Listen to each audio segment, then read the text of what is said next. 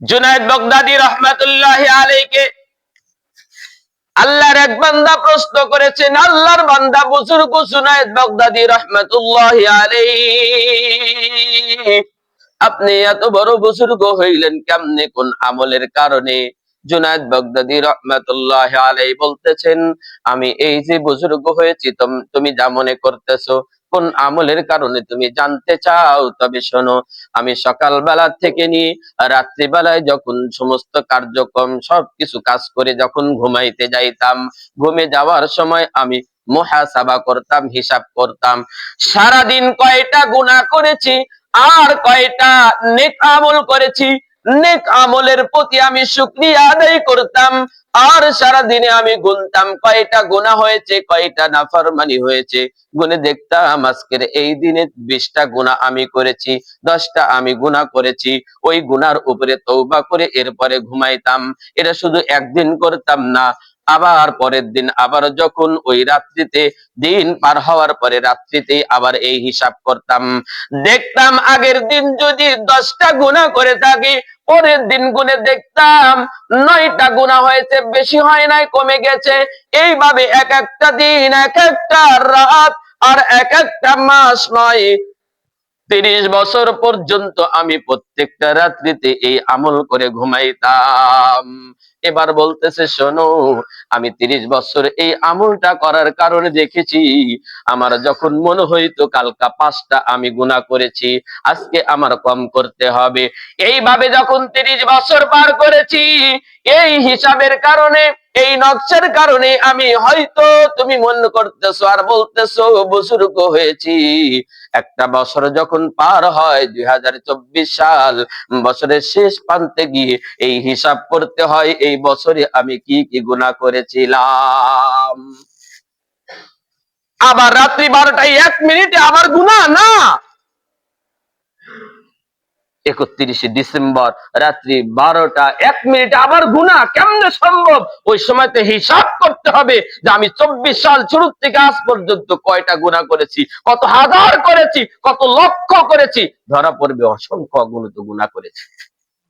সুতরাং আমি তওবা করি। এইভাবে বছর শেষ হয় আর শুরু হয়। একটু খেয়াল করেন, আপনি যখন 25 সালে আগমন করেছেন, 25 সাল আপনার ভাগ্যে জুটেছে, 24 সাল পার হয়ে গেছে।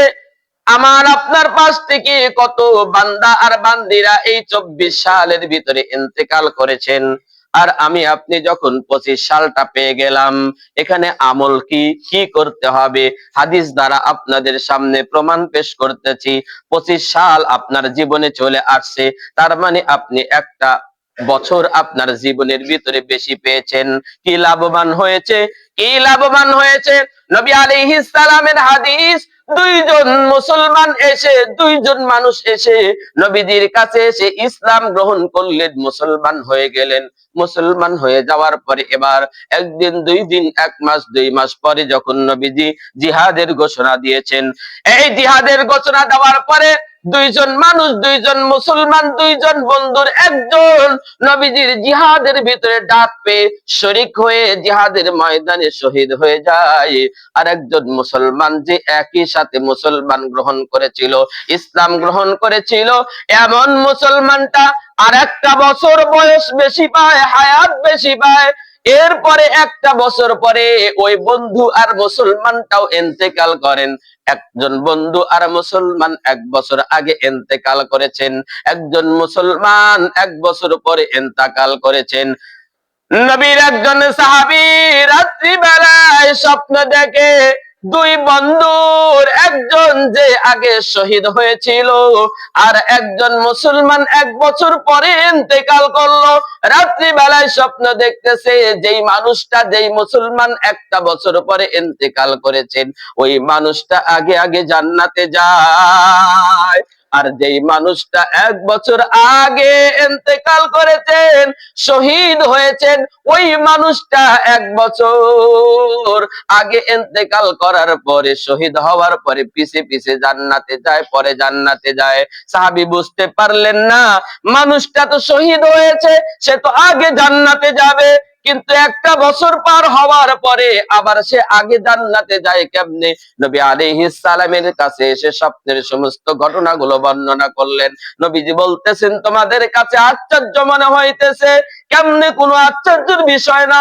কারণ একটা মানুষ সে যখন একটা বছর বেশি পেয়েছে, সেই একটা বছর যখন বেশি পাইলো, একটা বছরের ভিতরে কত দিন আর রাতগুলো আছে, কয়টা মাস আছে, কয়টা দিন আর রাতের ভিতরে কয় রাকাত নামাজ আছে, কয় ওয়াক্ত নামাজ আছে। সাহাবী শোনো, যেই মানুষটা এক বছর পরে ইন্তেকাল করে আগে জান্নাতে যায়, তার কারণটা একটা বছরের ভিতরে দেখো ওই মানুষটা এক একটা দিনে 5 ওয়াক্ত নামাজ আছে, বেতের সহ 6 ওয়াক্ত নামাজ আছে। ওই একটা বছরের ভিতরে রমজান মাস আছে। তাহলে একটা বছর যখন হায়াত পাইলো, তাহলে একটা রমজান মাস পেয়েছে। একটা বছর যখন হায়াত বেশি পায়, তখন ওই একটা বছরের ভিতরে 12টা মাস আছে। 12টা মাসের ভিতরে একটা মাসের ভিতরে 30টা দিন আছে।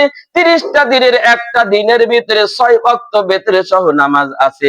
তাহলে সে তো আমল আর ইবাদত করেছে বেশি, তার নেকি হয়েছে বেশি, তার সওয়াব হয়েছে বেশি। এই জন্য সে আর এত বেশি নেকি নিয়ে সে যখন ইন্তেকাল করেছেন, শহীদের আগে এই মানুষটা আগে আগে জান্নাতে যায়।